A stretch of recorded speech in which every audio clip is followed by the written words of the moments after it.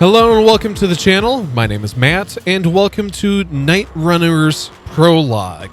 A lot of you are asking, what exactly are we doing here? This is normally sim racing channel, right?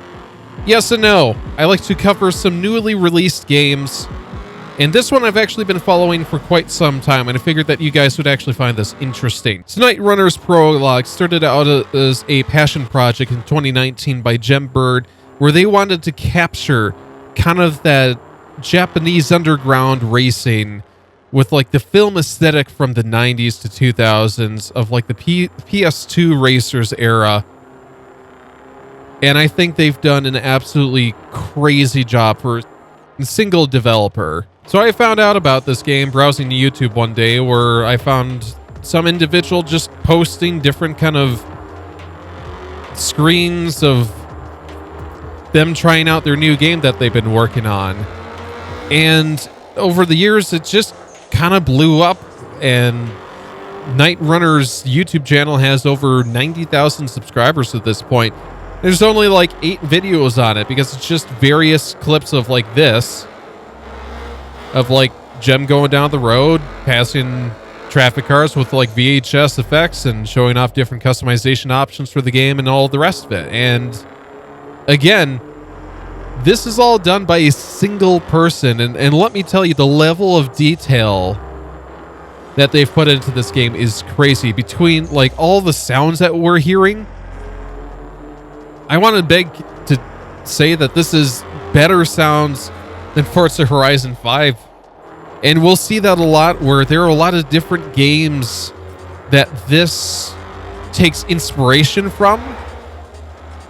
And then a lot of games that in my mind surpasses the quality of, even though this is an indie game. I want to advise that there's going to be some spoiler warnings as we're kind of walking through the game for the first time. I want to show off, a little bit of the story and then why we're doing the certain things that we are, and kind of adding some context to all this. So again, if you want to play this game for the first time, completely blind, turn off the video here and go download it, because it's free. This is a free game you can get off of Steam right now. So again, let's start off by looking at the very beginning of this game. So here we are at the very beginning of Night-Runners Prologue. This is not necessarily what I was expecting when I've seen all the footage online of all the drives around the Tokyo expressways and whatnot. I was not expecting like a first-person experience in a garage, and it was at this point when I realized how much bigger of a game that we were playing than we had originally expected.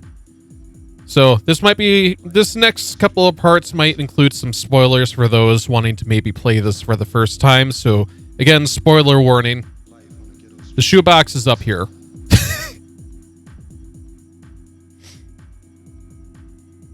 It's got a ton of money in it. Well, a ton. So then at this point, you go to this very awesome computer that I think a lot of us remember from our growing up years. So to go to the computer and get onto the used car auction.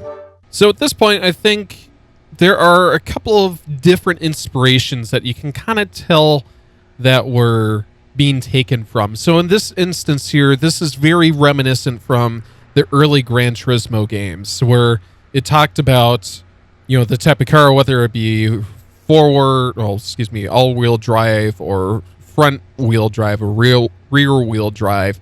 It also includes types of potential issues with it, shows the amount of mileage on it and the type of car year and whatnot. And again, this really... the license plate doesn't match the car. Oh God.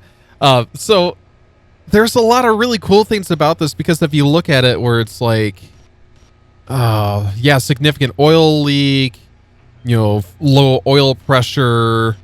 I remember when I was doing this for the first time on Steam Deck, it was something about like, what was it? Engine misfire. That's what it was. It was engine misfire.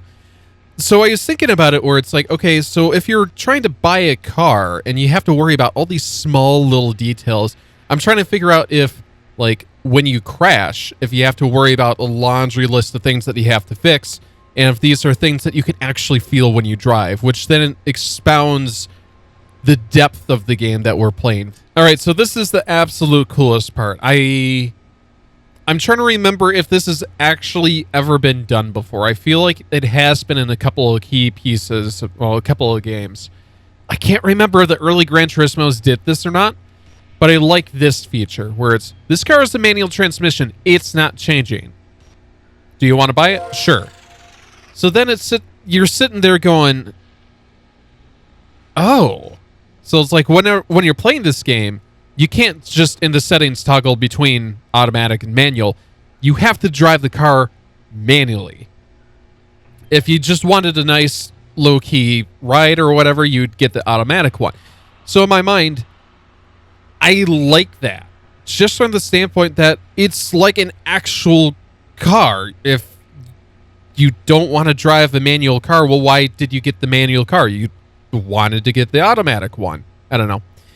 It's just these little details like this are just crazy, and I love them. All right, so here's our car. A couple of things that we need to address. Let us hit X by changing the oil.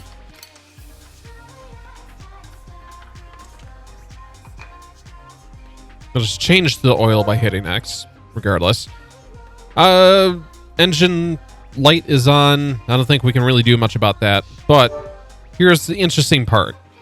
So you go into customization, and you hit enter, and there's nothing? It's like, okay, that's odd. So then you go to customization. Again, nothing. Odd. So what we'll do is, you're going to engine, you have to hit X again to go into here, where you can actually buy parts. Problem being, everything is crazy expensive. You don't have a lot of money left over, and yeah, thankfully the stock radiator, if you need a second one, is not too bad. But absolutely everything is like hundreds of thousands of, they're not dollars, I'm trying to remember, yen. Hundreds of thousands of yen. I mean, turbos are just, Jesus Christ. So there are lots of different customization options here, which is really neat. Of course, we got the paint, the livery. Extras is always fun because you've got neons, interior neons. But again, 450,000 yen just to have some interior lights. It's like, oh, come on. Doors, I think, was the only thing that... Yeah, I don't even think I can afford that to get scissor doors. This one was cool. There was one glow license plate that was kind of like an infinity mirror that we can get eventually. But again, all of this is made by one person, one single developer. And you have this almost similar customization levels to what you would see in like Need for Speed Unbound almost. Definitely, you know what's ironic? Definitely more customization options than Forza Horizon 5. Think about that. One guy, one game, more customization options than Forza Horizon 5. It's... To be fair, it's not hard to do to beat Forza Horizon 5 on customization levels, but to do it as a single person is a completely different animal. So now realizing that we're completely broke, we have basically no money to ourselves at this point. Let's go out into the world and experience it. So upon entering the world, you're immediately greeted by a phone call from an unnamed individual. Again, more spoilers. And you find out that the person that you got the car or the cash from to buy this car that you're staying at is in debt to this guy. So why I'm discussing all of this is that this game immediately hits on something that I haven't seen since mid 2000s, and that's like the nitty-gritty, that's like the grittiness, the darkness that is street racing, where you've got debts to pay off, you've got betting and pink slips, You've got this friend that's in trouble with his like huge organization, underground illegal organization, and that's something that like Need for Speed, and they talk about the illegal racing and whatever, but like you don't really see the dark side of it. It's almost discussed in like a really playful way where it's like, oh, we're just racing for fun, and like you really don't see. The last time we really saw it in at least a Need for Speed game was like Carbon, maybe, which is again crazy. And here we go back again.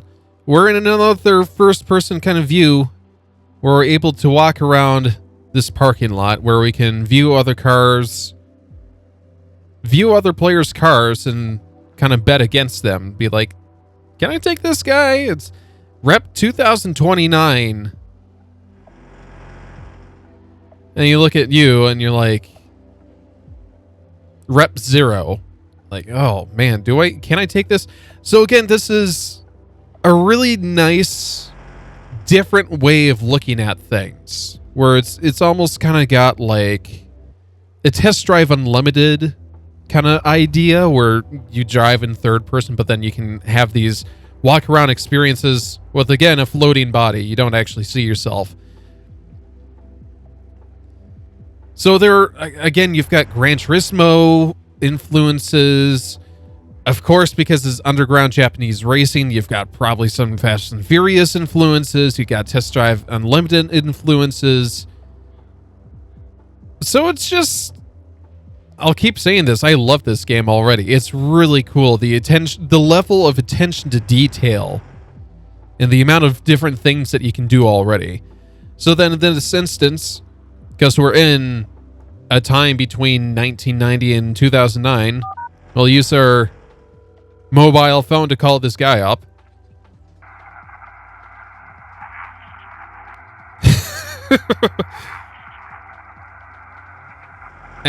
All right. 300,000 wager. Here we go. So this part is honestly really cool. So they force you into first person perspective. You gotta flicker your headlights saying that you're good to go. You hold on the brake. And then go. There are times where if you have a bad jump or a false start, you got to start over and you lose a bunch of rep. Oh, crap. Ugh. And then let's just say you... Oh, God. So let's just say you have a crash and you need to restart. Oh. Yeah, I'll go for it. Oh. Because can you imagine in the middle of a race IRL, you're going, hold on, I missed shift or something. I got to restart. They're either going to tell you get lost, or they're going to say, give us a ton of money for wasting our frickin' time. All right, so here we go again. And we're off again. Oh, can we move them out of the way here? Oh. Move. No. Ah. Anyway, wanted to take this moment to talk a little bit about settings as well. We go to controls. So please note that gear up, gear down is what you would expect. It's B and X. But then there's a clutch. So the thing with this that I wanted to talk about, because of the level of the detail of this game, you can shift up and down normally with just doing X and B. I am concerned that you shift enough without a clutch if you're going to have to replace a transmission eventually. So thankfully the clutch is the A button, so you can kind of roll your finger from A to B and then A to X to like shift up and shift down. I'm probably overthinking this. It's fine, I think, to just shift up and down, but again, I don't know. The other interesting thing is that you can't actually change controls, which is what I'm finding a little bit disappointing. Again, this is a prologue. This is a free demo. There are many things that this poor person is probably working through right now. But the lack of button mapping is a little bit disappointing, but I imagine that Jem will get there eventually. So I will use probably the rest of my money. Yeah, just about. See if we can do this one more time. All right, I'm going to see if I can pull away as quickly as I can here so I can get out in front of him, because the amount of times already that I've been stuck next to him fighting for a position, well, oh my God. Are you kidding me?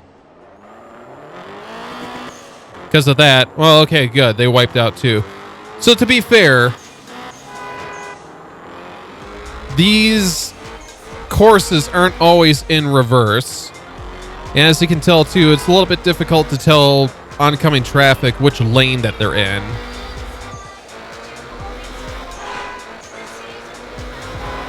So yeah, it's definitely difficult. The other very interesting thing about this game is that when you reach a high enough speed, it starts really, the camera starts shaking. You start to feel like you're no longer in control, that you're just holding on for dear life.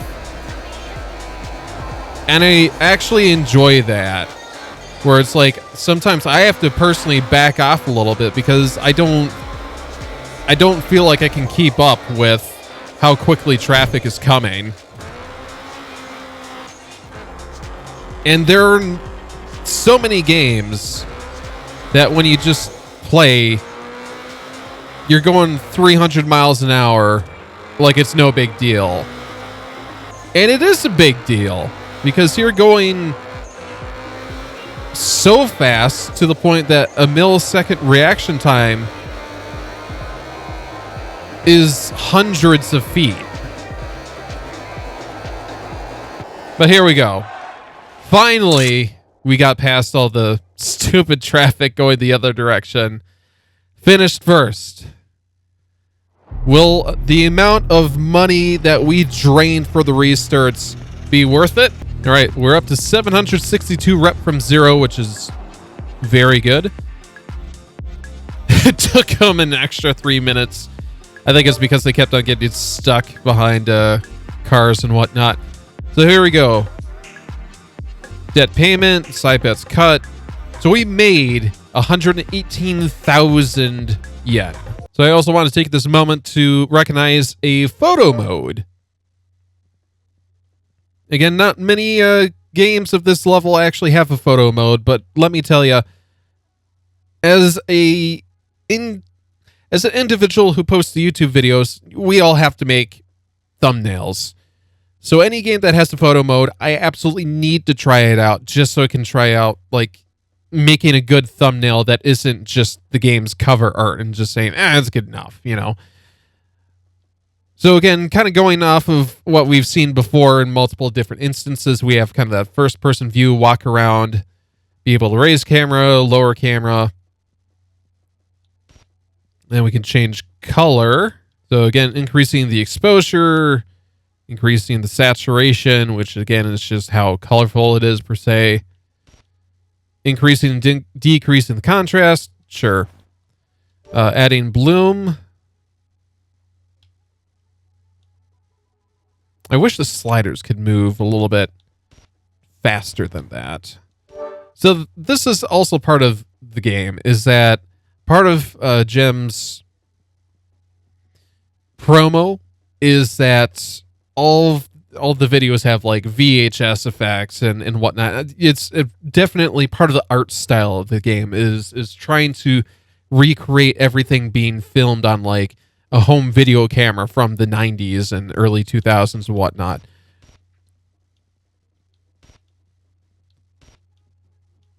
So then here we've got, 240p resolution mode. And we've got, you can kind of tell in the corners, like the bleed mode. Bleed amount. Film grain. Signal noise. Just make it really, really freaking dirty here. Oh God, maybe too much.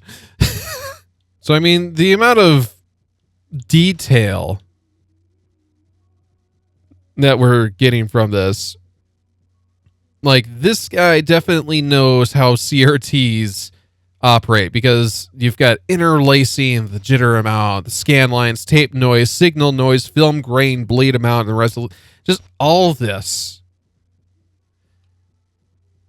And then we can go capture. Gonna